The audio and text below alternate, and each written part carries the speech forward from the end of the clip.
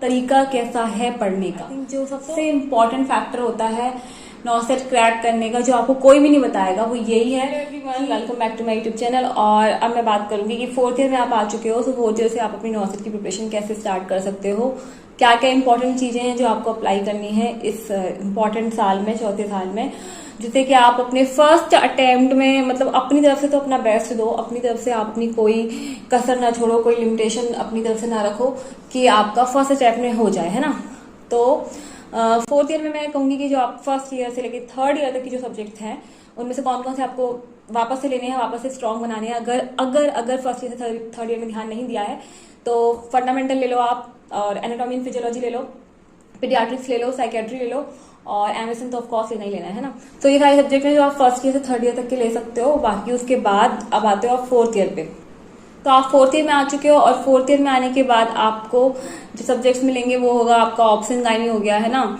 आपका रिसर्च, किसी कॉलेज में रिसर्च थर्ड ईयर में ना होके फोर्थ ईयर में होता है, तो रिसर्च भी हो सकता है, कम्युनिटी हेल्थ नर्सिंग हो सकता है, और नर्सिंग मैनेजमेंट। ये सब्जेक्ट्स आपके रहेंगे फोर्थ ईयर में। और इसमें जो इम्पोर्टेंट वाला है, सबसे इम्पोर्टेंट है, वो ऑप्शन गाइनी है। तो ऑप्शन गाइनी को आपको अपना एकदम से स्ट्रॉन्ग कर लेना है फोर्थ ईयर में, कि जिससे आपको बिल्कुल, मतलब आपका बहुत सारा लोड कम हो जाएगा नॉसेट की प्रिपरेशन का। क्योंकि नॉसेट का जो हम देखते हैं ना, मेजोरिटी सब्जेक्ट्स, मेजोरिटी में जिनमें से आ रहा है अच्छा खासा पोर्शन आता है, तो हमारा option gynae one of those majority subject है, जिसको अगर हम स्ट्रॉन्ग कर सकते हैं फोर्थ ईयर में ही, तो हमारा ऑलरेडी बहुत सारा काम खत्म हो जाएगा, नॉसेट की प्रिपरेशन हमारी बहुत ज्यादा अच्छी हो जाएगी। तो एक तो हो गया ये। और बाकी फिर आपका बचता है रिसर्च। उसको आप अगर रिसर्च है तो थोड़ा सा कम ले सकते हो, और नर्सिंग मैनेजमेंट को भी थोड़ा सा कम लेके चल सकते हो। फिर आपका बचता है क्या, कम्युनिटी हेल्थ नर्सिंग। तो वो तो आता है, अच्छा खासा आता है, और उसके लिए मेरे को यही टिप देना है कि do not prefer any old edition. आपको कम्युनिटी हेल्थ नर्सिंग के लिए न्यू एडिशन ही प्रेफर करना है, वही बेस्ट रहेगा। क्योंकि कम्युनिटी हेल्थ नर्सिंग में क्या चीजें अपडेट होती रहती हैं, पिछले महीने कुछ था, अब इस महीने कोई नई योजना आ गई, तो वो सब जो है ना आपको रिसेंट एडिशन में मिलेगा।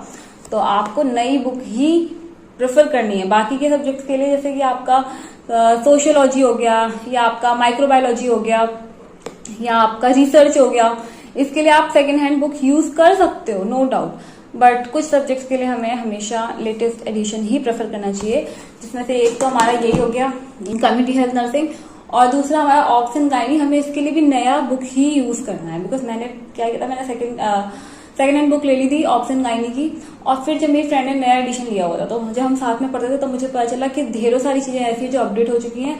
एंड लकीली क्योंकि हम साथ में पढ़ रहे थे, तो मैं अपनी फ्रेंड की बुक से वो सब चीजें अपनी बुक में नोट डाउन कर रही थी, और इतनी सारी चीजें थी ना कि लिखते लिखते मेरी बुक पूरी की पूरी गंदी हो गई। मतलब फिर अगली बार ऐसा होता है कि पढ़ने का मन भी नहीं करता, वैसी वाली मेरी बुक हो गई।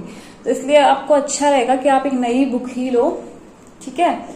पुरानी second hand book option gynae में भी आपको प्रेफर नहीं करनी है। फिर आता है आपका कि इंपॉर्टेंट बुक्स कौन सी रहेंगी इन सब्जेक्ट के लिए, है ना। तो कम्युनिटी हेल्थ नर्सिंग अगर है, तो कम्युनिटी हेल्थ नर्सिंग के लिए हम पहले ही बात कर चुके हैं। के park is very good option. के पार्क वो नर्सेज आती है, उससे आप नोट्स बना सकते हो, मतलब छोटे छोटे स्मॉल नोट्स बना सकते हो। और बाकी के पार्क जो बड़ी वाली आती है फॉर एमबीबीएस, उससे आप पढ़ सकते हो अच्छा खासा, है ना।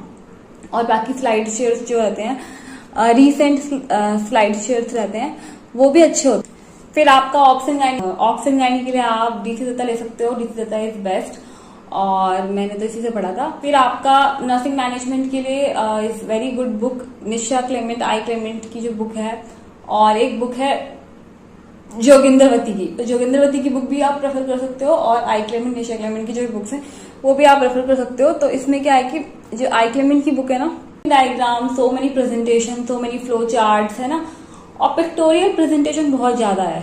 तो मटेरियल को कैसे अरेंज करके दिखाना है, एग्जामिनर को कैसे इंप्रेस करना है, ये अगर आपको किसी बुक से सीखना है तो आप आई क्लेमेंट की बुक जो है वो बेस्ट रहेगी इसके लिए। नेक्स्ट आपका रिसर्च के लिए सुरेश के शर्मा इज बेस्ट। और तो फोर्थ ईयर की बुक सारी इंपॉर्टेंट मैंने बता ही दी है, थ्योरी बुक्स। उसके बाद हम आ जाते हैं कि आपको वही एक कॉम्पिटिटिव बुक अच्छी लेनी है।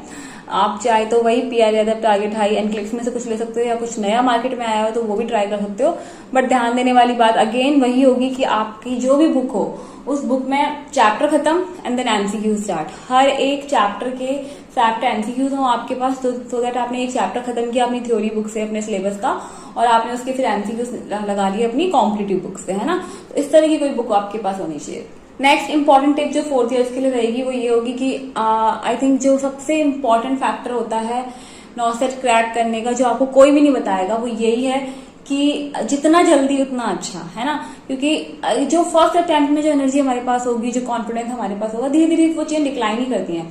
नेक्स्ट अटेम्प्ट तो उसमें क्या, कॉन्फिडेंस लो और competition high, difficulty level high और डर जो हमारे अंदर है वो हाई। तो ये सब चीजें क्या है, इससे एक सिंपल सा निकलने का, जितना जल्दी हम निकल सकें, जितना जल्दी हम इसे क्लियर कर सकें, उतना हमारे लिए बेटर है, उतना अच्छा है। क्योंकि हमारे दिमाग में एकदम भरा हुआ है, सब पढ़ाई और एकदम से हमें निकाल के बस अपने आगे बढ़ जाना है, यही करना है हमें। तो उसके लिए डिपेंड करता है कि आपके पढ़ने का तरीका कैसा है ना। सब कुछ उसी पर डिपेंड करता है कि आपका तरीका कैसा है पढ़ने का।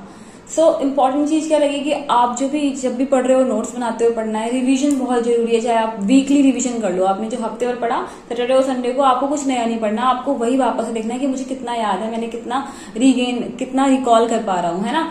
तो आपको रिवीजन बहुत जरूरी है, नोट्स बहुत जरूरी है। और जैसा कि मैंने पहले भी बहुत बार बोला है कि आपको कोई भी वर्ड आ रहा है, आपकी आंखों के सामने कोई भी वर्ड आ रहा है, बुक में आ रहा है, कॉपी में आ रहा है, कोई भी वर्ड आपके सामने आया और उसकी इमेज आपके दिमाग में नहीं आ रही कि वो कैसा दिखता है, तो तुरंत के तुरंत आपको उसकी इमेज देखनी है। इससे क्या होगा, आपके सारे इमेज बेस्ड क्वेश्चन क्लियर हो जाएंगे। ओके, नेक्स्ट, क्योंकि हम लोगों को पता ही है कि सारे जो नर्सिंग कॉम्पिटिटिव एग्जाम्स होते हैं, चाहे वो आपका नॉर्सेट हो गया या आपके अदर एग्जाम्स हो गए, तो उनमें क्या होता है कि ये जो नॉन नर्सिंग सब्जेक्ट्स होते हैं, जैसे आपका जीके हो गया, आपका मैथ्स हो गया, आपका रीजनिंग हो गया, ये भी बहुत आता है। तो अब फोर्थ ईयर में हमको क्या करना है, थर्ड ईयर तक तो हमने चलो नर्सिंग के सब्जेक्ट्स पढ़ लिए, लेकिन फोर्थ ईयर आधा कंप्लीट हो चुका है, आधा बचा है। तो उसी टाइम से हमको शुरू कर देना है कि वीकली यानी हफ्ते में एक बार और संडे को अच्छे से हमें 1 घंटा जीके को देना है और 1-2 घंटा हमें अपने ये मैथ्स, रीजनिंग, इंग्लिश, ये सब भी स्ट्रॉन्ग करने हैं अगर ये वीक है तो। और मैंने वीडियोस भी बना रखी हैं काफी अच्छे, आप वहां से हेल्प ले सकते हो कि जीके हमें कौन कौन सी जगह से पढ़नी है, हमारी आसानी से पूरी जीके कवर हो जाएगी। ऐसे ही मैंने मैथ्स, जीके, रीजनिंग, इन सब का भी बहुत अच्छा सा एक वीडियो सेपरेट बना रखा है कि वो आपको कहाँ से पढ़ना है और कैसे पढ़ना है। तो वो चीज आप देख लेना, उससे आपकी बहुत अच्छे से हेल्प हो जाएगी। उसके बाद जो मेरी सबसे लास्ट टिप रहेगी वो यही रहेगी कि आधा साल निकल चुका है, मतलब फोर्थ ईयर आधा खत्म हो चुका है, आधा बचा है। और ये टाइम ऐसा है कि जब आप अपने आप से खुद पूछ सकते हो यार कि मेरे से हो पाएगा सेल्फ स्टडी से या नहीं। आपको खुद पता चल जाएगा कि आपके जो पिछले सब्जेक्ट्स हैं वो कितने स्ट्रांग हैं, कितने नहीं है। तो अब जब आपको पता चल ही गया है कि यार नहीं, ठीक है, नहीं हो पाएगा, तो कोई दिक्कत की बात नहीं है। इस 6 मंथ में, आई थिंक 6 मंथ जो है वो एक एवरेज स्टूडेंट के लिए काफी होते हैं। इस 6 मंथ में आपको डिसाइड करके चलना है कि मुझे अगर कोचिंग की जरूरत है तो मुझे कोचिंग ले लेनी चाहिए। इसमें कोई फिर इफ और बट की कोई गुंजाइश नहीं रह जानी चाहिए।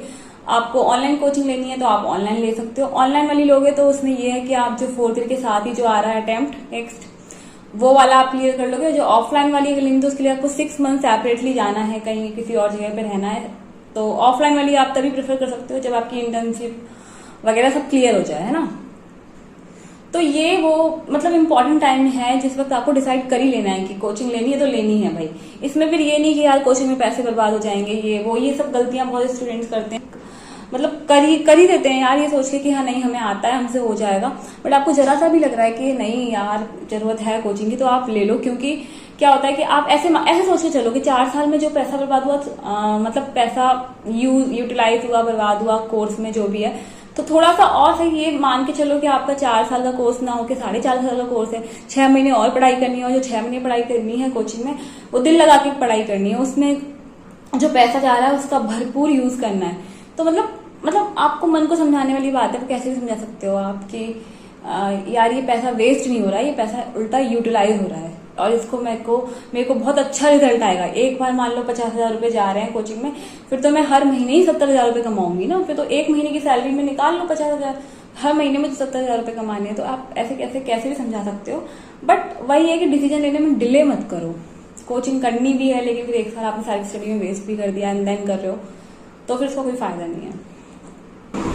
ये हो गई वो सारी इंपॉर्टेंट टिप्स जो आपको फोर्थ ईयर में अप्लाई करते हुए चलना है। और इसके अलावा कोई और इम्पोर्टेंट बात जो मुझसे छूट गई हो वो आप कमेंट बॉक्स में पूछ सकते हो। और वीडियो पसंद आए तो वीडियो को लाइक कर सकते हो, चैनल को सब्सक्राइब करना तो बिल्कुल मत भूलना। Thank you and have a good day.